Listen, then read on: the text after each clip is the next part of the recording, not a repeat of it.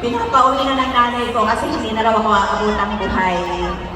Pero alam mo po yung may ginawang himala ang Lord kasi dito hindi na ako nakakabangon eh. Tinutulak na lang ako ng anak ko para tumagilid or whatever. Pero yung himala ng Lord na nakabangon ako, at ang unang-unang nangyari is nagbukas ako ng Facebook.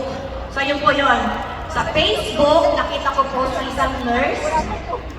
So yun yung aking upline ngayon, upline Ray Manilla. So yung post niya about sa testimony ng tatay niya. Nag-comment lang ako doon kung pwede yun sa akin. So yun, pinigan niya ako, in-invite, pero dahil hindi pa ako pwedeng magbiyahe, silang nagpunta ng Malolos to present. Pinapresent ang products nung nasa marketing plan na, ang sabi ko sa kanila, hindi po ako interesado sa negosyo. So yun. Hindi ako interesado sa negosyo pero ipagmamalaki ko kung ano ipapakita ko ngayon nang dahil kay Ivern lahat yon. So wala po kaming kakayanan na magkaroon o bumili ng LB pero kay Ivern nagkaroon po ako kung bakit ito yung pinakita ko kasi grateful ako na ipakita ko ano yung meron kami ngayon ay dahil kay Ivern. So sasakyan, tricycle meron naman kami pero hindi kami nangarap ng 4 weeks pero nagkaroon. Rolex naranasan ko na din po. So nakapunta ka ng Korea, libre, may pocket money pa. So sa hinagap, hindi ko pinangarap na mamasyal kasi pambayad na lang ng tuition sana ng anak ko yon. So nakapunta rin ng Balisin, pandemic po yan, libre din. So ayun, Alphaland, alam ko kahit mayayaman, hindi pa siya nakakapunta dyan, pero dahil kay Ivern, narating namin yan. Ano yung So yan, eto, bago lang po ito. Dahil, so yun, reveal, 25 years namin mag-asawa, tinrip po kami ng anak ko sa Singapore 3 days. Pero alam ko po, hindi mangyayari yan kung wala kami kay Ivern. Bakit? Dahil ang anak ko po yung naghahanap buhay na 1 year. Siyempre, kung wala kami kay Ivern, yung kanyang sweldo, pangtulong doon sa kapatid niya na nag-aaral. So, nangyari po na nasa Ivern kami, kaya yung sweldo niya naitabi na para ma-treat kami ng pamilya.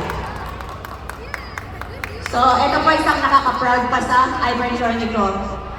Siguro, marami dito na mga Ivern distributors na nangangarap din na ma-invite sa Pili Council meeting. Ako po, lagi ko po yung pinapangarap pag Pili Council meeting. Gusto ko na-invite ako. Bakit? Iba po yung energy eh. Yung nakakasama mo yung mga top distributor.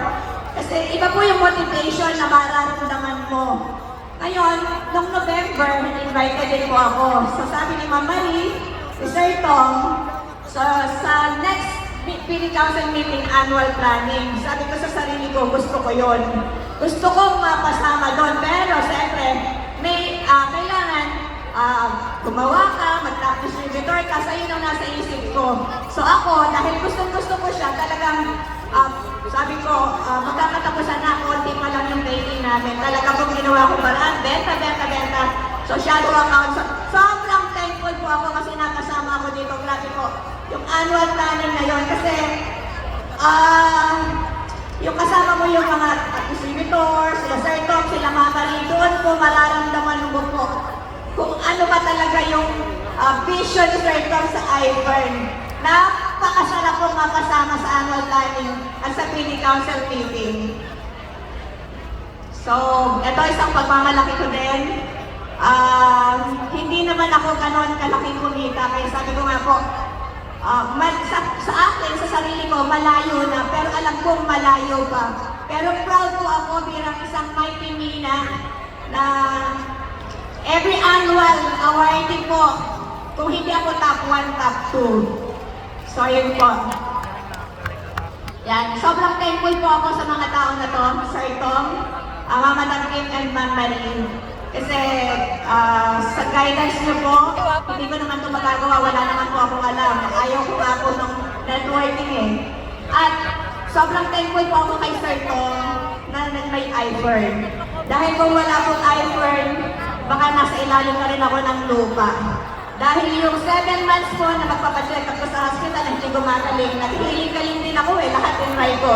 Pero sasabihin ko po sa inyo, since 2017 na na-try ko ang Hyper products, never pa po ako nagkasakit na kakailanganin ko ng doktor. Hyper products lang po. So, ito po. We cannot rewrite the past, but we can write the future. Kay John Maxwell po yan. Bakit ko po yan nilagay? Napakarami ko pong pinagdaanan. Marami pong bagay na nangyari sa akin. Nabaon kami sa utang dahil mayroon akong ginaranturan na hindi nagbayad. Nagalit ang kapatid ko, nagalit ang nanay ko, nagalit ang asawa ko. Pero, sabi dito, pwede natin isulat yung future natin. So, ang alam ko ang future ko, una sa Lord at sa Ivor Nations. So, ito lang po yung pwede ko i-share. So, pinagpapasalamat ko, sobrang grateful ako. Nasa Mighty Mina ako, bakit? Ang apply ko hindi tumitigil lang pagpupo sa akin. Pag sinabi ko na, pag tinanong niya ako, kinumusta nila ako, apply niya to. Sabi niya, tita, stress pa. Kaya ako nagtataktis ni Benor dahil sa stress ni-apply Jaya at ni-apply Rima. Thank you, Sir Tom. Doon sa punto na gusto ko ng sumuko. Pero si Sir Tom, one chat away. Pwede ka po niyang turuan, pwede ka po niyang i-mentor. To God be the glory po. Sir Tom, thank you so much.